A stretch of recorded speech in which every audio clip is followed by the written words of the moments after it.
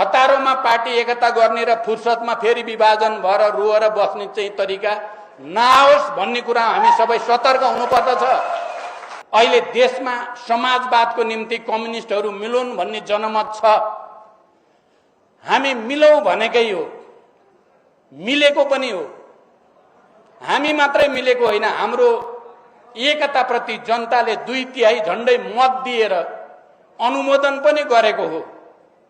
हामीले आज फेरि एकचोटि कम्युनिस्ट आन्दोलनलाई एकताबद्ध गर्न त्यसको समीक्षा भने गर्नै पर्छ भन्ने पक्षमा छु म पनि। भ्रम नहोस् तपाईहरु कसैलाई पनि। बिना समीक्षा हतारोमा पार्टी एकता गर्ने र फुर्सदमा फेरि विभाजन भएर रोएर बस्ने चाहिँ तरिका नआओस् भन्ने कुरा हामी सबै सतर्क हुनुपर्दछ।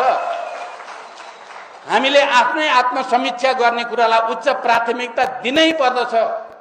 तर यसो भन्नुको अर्थ आज राष्ट्रको अगाडि आएको संकट र चुनौतीको सामना गर्न जसरी हिजो पञ्चायती तानाशाहीका विरुद्ध हामी मिलेर लड्यौं, जसरी हामीले निरङ्कुश सामन्ती तन्त्रका विरुद्ध मिलेर लड्यौं, पार्टी त एउटै थिएन नि हाम्रो, तर हामी मिलेर नै सफलता प्राप्त गरेका हौं भने